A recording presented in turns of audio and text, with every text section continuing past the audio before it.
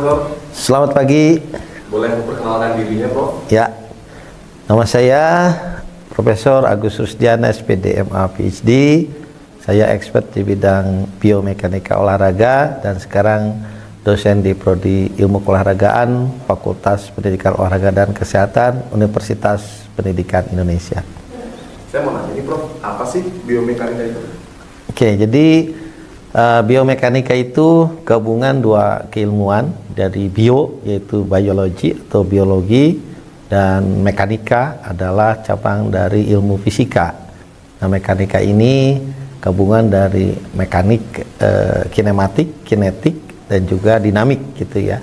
Jadi intinya bahwa biologi itu terkait dengan otot, tulang, sendi, sedangkan mekanika terkait dengan prinsip-prinsip gerak. Oke Prof, sekarang kita mau nanya di peran gerakan kaki dalam biomekanika. Nah, untuk tahap pertamanya ini mungkin Prof bisa jelasin dulu di bagian telapak kaki, Prof. Ya, terima kasih. Jadi tujuan analisis biomekanika itu ada 3 ya. Yang pertama gerak yang efisien efektif, yang kedua adalah meningkatkan performa, dan yang ketiga tentunya adalah analisis desain dari produk teknologi gitu ya. Nah, tubuh kita ini sebagai fundamental gerak itu adalah telapak kaki gitu ya. Makanya telapak kaki ini sangat sensitif dan substantif. Banyak sekali saraf-saraf sensorik yang ada di telapak kaki gitu ya. Nah, ini yang menjadi sebuah kajian yang sangat penting, terutama di olahraga gitu ya, atau di gerak manusia gitu ya. Karena telapak kaki ini adalah suatu fundamental tubuh untuk menopang bagian tubuh bagian atas dan menjaga keseimbangan tubuh. Jadi di dalam tubuh lokomotor gerak manusia itu ada namanya fundamental movement atau gerak dasar gitu ya. Gerak dasar ini terdiri dari lari, lompat, loncat, jalan. Itu adalah bagian dari fundamental movement seseorang manusia gitu ya.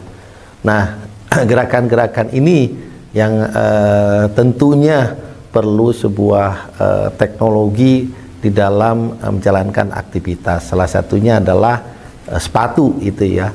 Nah, sepatu ini tentu akan membantu efisiensi dan efektivitas gerak, yang terutama adalah menghindari cedera.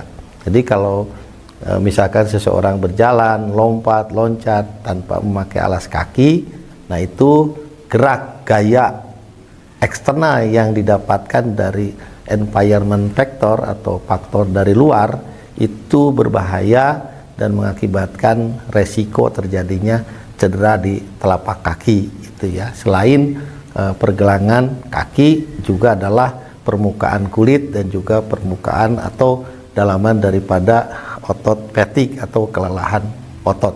Jadi di gerak fundamental ini terutama lari, lompat, loncat, jalan. Nah, itu di lari terutama dan di jalan itu ada gerak telapak kaki namanya pronasi, supinasi, fleksi, ekstensi, dan itu adalah karakteristik gerak yang sebenarnya gitu ya. Dan ini perlu barangkali sebuah teknologi kajian gerak atau kajian biomekanik yang menopang terhadap presisi daripada kualitas sepatu, dari daya tahan, kekuatan, dan juga terutama kenyamanan, terutama di untuk Asia gitu yang punya karakteristik tertentu gitu ya. Nah, ini tentu gerak ini atau dikaitkan dengan sepatu ini ada yang untuk berjalan atau sifatnya lifestyle, ada juga yang memang untuk jogging, dan juga ada karakteristik yang memang diperuntukkan untuk cabang olahraga dengan intensitas tinggi, rendah, dan juga membantu terhadap peningkatan performa pada akhirnya. Seiring perkembangan zaman dan teknologi dan gaya hidup, bahwa kebutuhan aktivitas pendukung terutama teknologi sepatu ini itu ada untuk daily activity, kehidupan sehari-hari, ada untuk cycle activity, dan juga ada dikaitkan dengan kecabangan olahraga. Tentu ini suatu tantangan ke depan yang memang harus kita jawab dengan pengembangan sebuah produk teknologi gitu ya. Nah, alat untuk membantu terkait dengan tadi durability, daya tahan, kemudian kekuatan, kenyamanan, itu bisa menggunakan treadmill secara langsung gitu ya, dimana operasional treadmill ini dari mulai jalan, kemudian jogging atau lari ringan, dan sampai lari cepat ini bisa dianalisis melalui treadmill. Nah, tentu saja karakteristik dari sepatu ini tadi harus punya durability, itu daya tahan, tentu tidak panas ketika dipakai, sehingga lubang-lubang untuk udara, sirkulasi udara itu yang perlu diperhatikan. Dan berikutnya tadi terkait dengan cabang olahraga sepatu yang untuk jarak jauh seperti maraton, kemudian lari jarak menengah. Nah, itu juga barangkali dari pengembangan sepatu yang dibutuhkan saat ini gitu ya.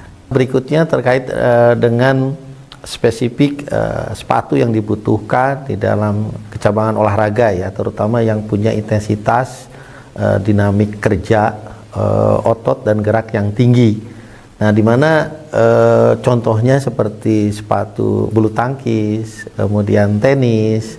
Nah, ini memerlukan tentu saja kekuatan dan daya tahan selain kenyamanan tentunya. Nah, karena apa?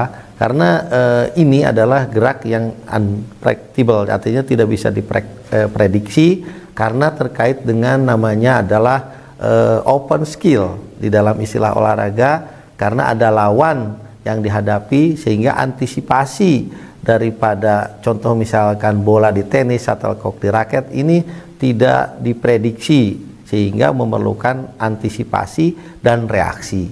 Ketika melakukan reaksi, maka salah satunya sepatu itu mendukung terhadap performa gitu ya, aksi dan reaksi. Jadi ketika sol sepatunya bagus, maka dia akan menghasilkan aksi gerak yang sesuai kebutuhan gitu ya, sehingga cepat, atau disebut dengan speed anticipation reaction time-nya bagus gitu ya.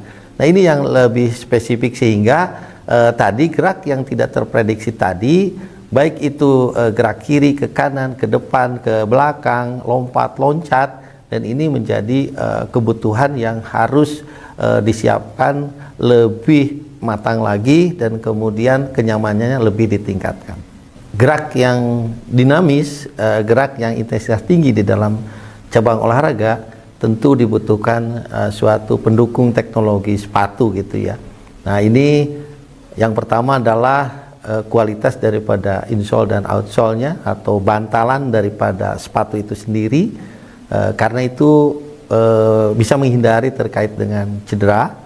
Yang kedua adalah presisi, karena presisi ini atau ukuran sepatu ini itu sangat menentukan dan juga akan meningkatkan kenyamanan tentunya gitu, karena karakteristik mungkin orang Indonesia, Asia, Eropa itu berbeda-beda, sehingga itu perlu dipertimbangkan. Yang ketiga adalah tentu sepatu itu punya sirkulasi udara yang bagus gitu ya, karena terkait dengan aktivitas yang panjang, aktivitas yang lama, sehingga tidak mengakibatkan panas, gesekan yang mengakibatkan lecet atau cedera.